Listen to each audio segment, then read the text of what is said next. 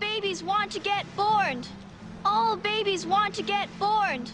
All babies want to get born. Hey, Su-Chin. Oh, hi, Juno. Your baby probably has a beating heart, you know. It can feel pain. And it has fingernails. Fingernails? Really? All babies want to get born. All babies want to... God appreciates your miracle. Abortion, religion and politics. In America, the subject of abortion has played a part in political policy over recent years. Typically, the two standpoints on abortion are pro-choice and pro-life. Across the United States, there are great differences in opinion on abortion, and these are reflected in both religiosity and political party association.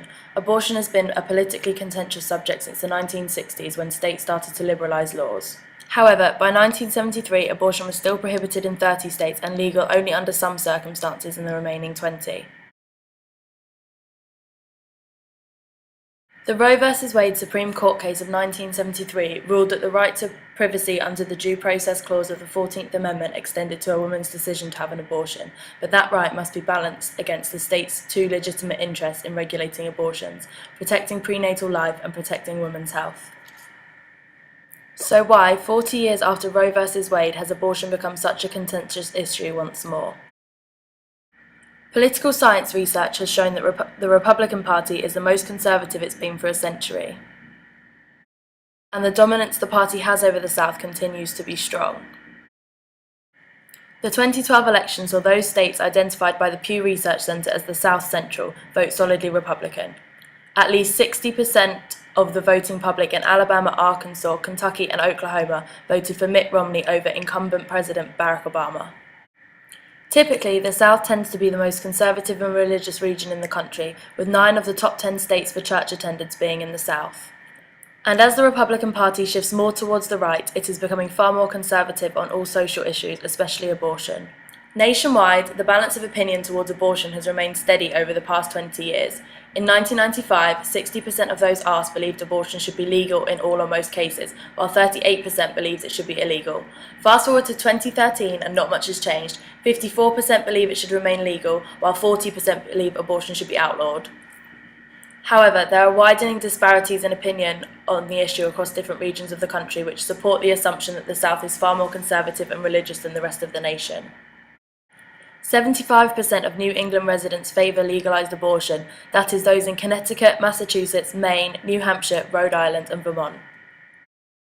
This is compared to just 40% of those who reside in the South Central states, Alabama, Arkansas, Kentucky, Louisiana, Mississippi, Oklahoma, Tennessee and Texas. A 52% majority of South Central residents state that abortion should be illegal in all or most cases, compared to a national rate of 40%. The South Central region is the only region in which a majority believes that abortion should be illegal in all or most cases.